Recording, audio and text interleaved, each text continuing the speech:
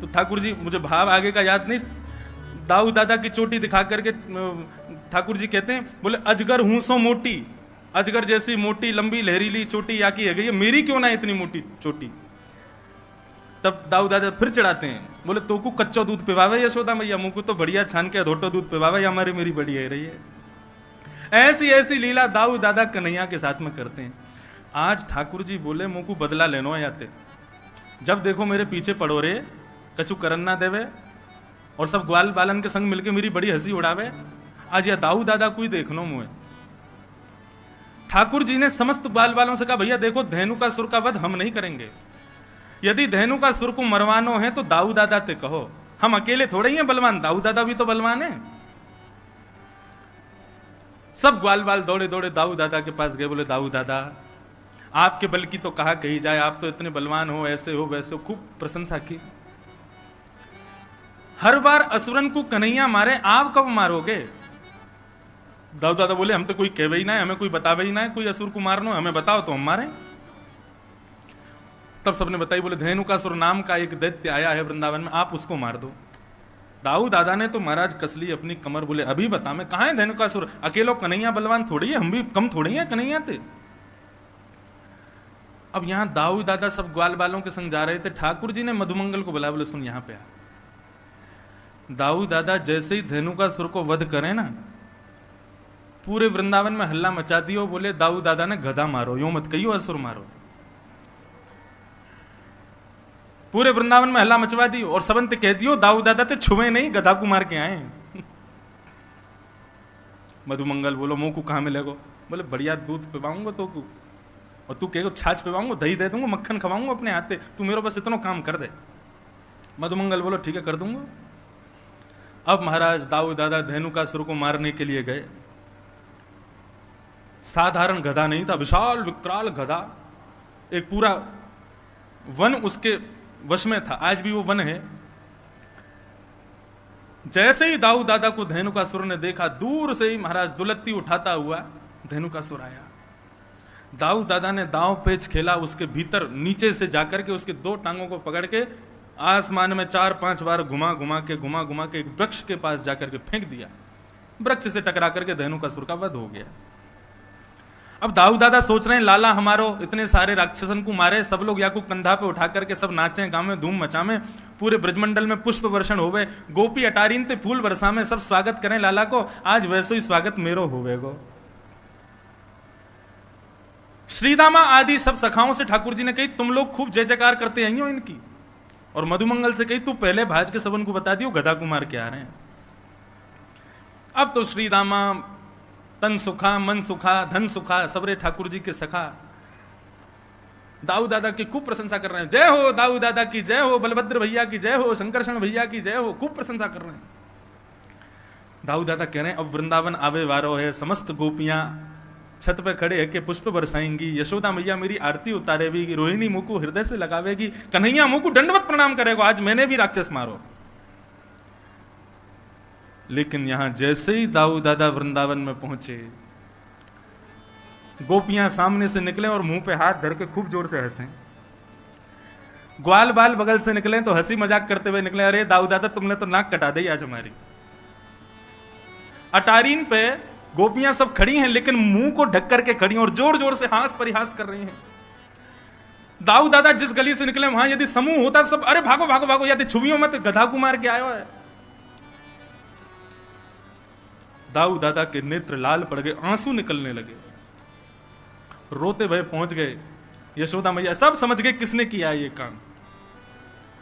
रोते रोते गए यशोदा मैया से जाके बोले आज लाला ने मेरी ऐसा अपमान करवाया पूरे वृंदावन में, मैया मैंने राक्षस मारो, मैंने दैत्य मारो, भले ही वो गधा के रूप में हो लेकिन राक्षस हटाओ। और कन्हैया ने पूरे वृंदावन में झूठी खबर फैला दी कि मैंने गधा मारो है। दोनों भैयान में हाथापाई हेन लगी, दोनों लड़न लगे। यशोदा मैया आई, दोनों के बीच बचाव कियो, दूर दूर किए, बोले कहा करना चाहो आज बता दो। दाऊ दादा बोले मैं बड़ा हूं, मैं पहले बोलूंगा। बोले बोल। बोले आज के बाद कन्हैया के संग में खेलवे नहीं जाऊंगा वन में। ठाकुर जी तुरंत चरणों में गिर गए, जय। अरे दाऊ दादा ऐसे मत करो, आपके बिना तो मैं कैसे खेलूंगा, आपके बिना कैसे जाऊंगा, आपके बिना मेरा मन कैसे लगेगा, मेरा ख्याल कौन रखेगा, मुकु मां वन में भोजन कौन करावेगो। दाऊ दादा बोले अब तो को पता चलेगी, अब अकेलो जा, मैं ना जाऊंगा तेरे संग, मैं अपनी दूसरी मित्र मंडली बनाऊंगा, बाके संग रहूंगा, तू अपनी मित्र मंडली के संग जा। ठाकुर जी झूठे आंसू बहाने लगे। दाऊ दादा कह रहे हैं 2-4 दिन थोड़ा सा रूठेगा फिर मना लूंगा। ठाकुर जी लेकिन अंदर ही अंदर प्रसन्न हो रहे हैं, वाह भाई बहुत बढ़िया, अब कम से कम ये दूर तो रहेंगे, 1 आध दिन में ही हम काम कर देंगे, कालिया नाग का वध करना है, इनके बिना करना है। ठाकुर जी बहुत चिंतित हैं कालिया नाग को लेकर।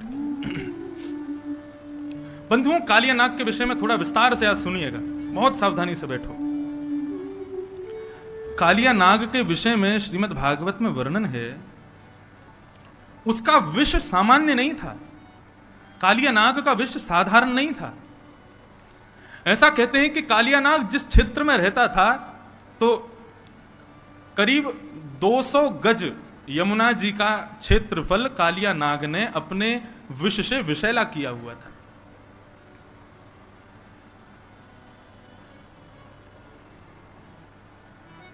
कालिया नाग जिस क्षेत्र में रहता है, पुरिया धनाश्री जिस क्षेत्र में रहता है, उस क्षेत्र के आकाश में करीब 100 मीटर ऊपर तक भी यदि कोई पक्षी उड़ता है तो यमुना जी से निकलने वाले विष की जो भाप है उस भाप से ही वो मर जाता है।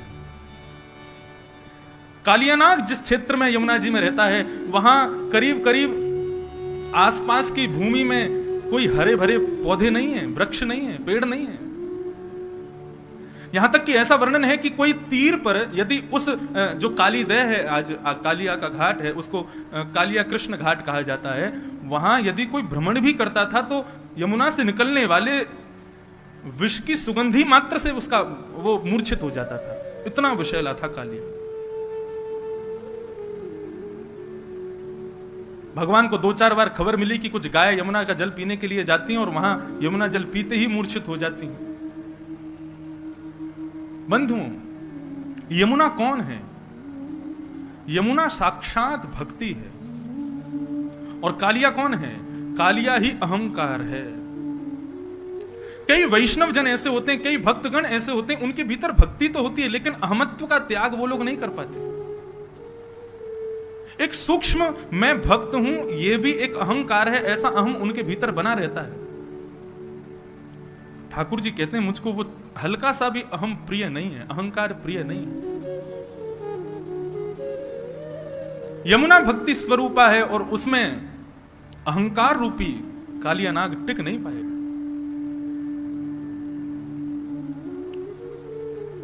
यमुना के तीर पर हरियाली नहीं है, इसका भाव यह है कि जिस व्यक्ति के अंदर भक्ति तो है लेकिन अहमत्व रहता है, उसके आसपास दूर दूर तक भी भगवान की कृपा प्रकट नहीं होती, भगवान की कृपा विद्यमान नहीं होती। इसलिए बंधु, भक्त बने तो सबसे पहले इस चीज का विशेष ध्यान रखें कि हमारे भीतर अहमत्व ना हो। गोपियों यथा ब्रज गोपिका नाम, नारद भक्ति सूत्र में श्री नारद जी महाराज कहते हैं कि ब्रज की गोपियां उनसे बड़ा कोई भक्त नहीं है, लेकिन रास करते करते उनके भीतर भी एक अहमत्व की गंध तो आई थी, जिसके कारण ठाकुर जी वहां से भी अंतर्ध्यान हो गए। आज इतनी कथाएं हम लोग सुनते हैं, इतना भगवत नाम हम लोग गाते हैं, इतने नाम जप हम लोग करते हैं, इतनी ठाकुर जी की सेवा हम लोग करते हैं, फिर भी ठाकुर जी का किंचित मात्र भी अनुभव हमको क्यों नहीं होता? क्योंकि किसी ना किसी रूप में अहम तो भीतर है। कालिया नाग हमारे भीतर बैठा है।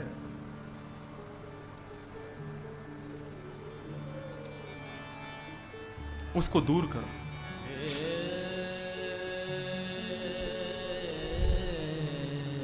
लेकिन एक आश्चर्य की बात,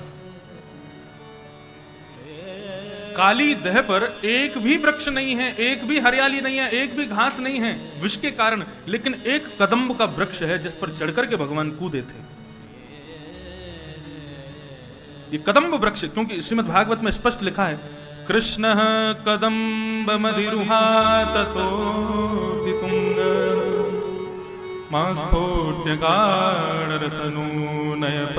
विशोधे। एक कदम्ब का वृक्ष वहां है। परीक्षित जी महाराज ने पूछा, महाराज जब एक भी वहां पर घास नहीं, हरियाली नहीं, दूर दूर तक कोई प्रकट होने वाली जंतु नहीं, तो फिर ये कदम्ब कैसे जीवित है? तब एक अद्भुत कथा सुनाई गई। बोले कि जब देवासुर संग्राम हो रहा था, देवता और असुरों के बीच में अमृत को लेकर के युद्ध हो रहा था, अहम पूर्वम, हम पहले पिएंगे, हम पहले पिएंगे। उस समय भगवान ने विचार किया ये तो बहुत युद्ध हो रहा है, इनको संभालने के लिए, इनको रोकने के लिए कोई स्त्री का प्रकट होना बहुत जरूरी है। और उस समय विष्णु भगवान ने, नारायण ने विचार किया कि मैं मोहिनी रूप धारण करूं। तब भगवान ने गरुण जी को आदेश किया, बोले गरुण मुझे थोड़ा समय लगेगा, मैं मोहिनी रूप धारण करके आ रहा हूं, तब तक इस पूरे युद्ध को तुम संभालो, अमृत कलश का तुम रक्षा करो। गरुण जी महाराज उड़ते हुए आए और समुद्र मंथन में निकले हुए अमृत कलश को लेकर के सीधे पहुंचे नासिक, और नासिक में ले जाकर के गड्ढा करके वहां उसको गाड़ने लगे। इतने में क्या देखते हैं, 33 करोड़ देवता और दैत्य सब दौड़े दौड़े वहां भी आ गए। गरुड़ जी महाराज ने तुरंत वहां से अमृत कलश निकाला, 2-4 बूंद वहां गिर गई, इसलिए कुंभ वहां होने लगा। सीधे भागे प्रयागराज। प्रयागराज में भी समस्त देवता असुर आ गए, वहां से भागे हरिद्वार। हरिद्वार से जब भागने लगे तो कहां पहुंचे, यमुना के पुलिन पर। चाहते तो थे वृंदावन में विराजें, लेकिन देवता और असुर इतनी द्रुत गति से पीछा कर रहे थे कि थोड़ी देर बैठने का ही अवसर मिला। कहां बैठे, बोले यमुना के पुलिन पर विराजमान एक कदम्ब के वृक्ष पर बैठे, कलश को लेकर के। इसलिए वृंदावन में कुंभ नहीं लगता, कुंभ से पूर्व, हरिद्वार कुंभ से पूर्व केवल बैठक होती है। क्यों? क्योंकि अमृत कलश को लेकर के गरुण जी यहां बैठे थे, और उस समय अमृत कलश से कुछ बिंदु छिड़क करके उस कदम्ब ने अपने भीतर धारण कर लिए थे, जिसकी वजह से कालिया नाग के आगमन पर सब कुछ वहां से जा चुका था, लेकिन कदम्ब वृक्ष तब भी विद्यमान था, जिस पर चढ़कर के भगवान कूदे थे यमुना जी।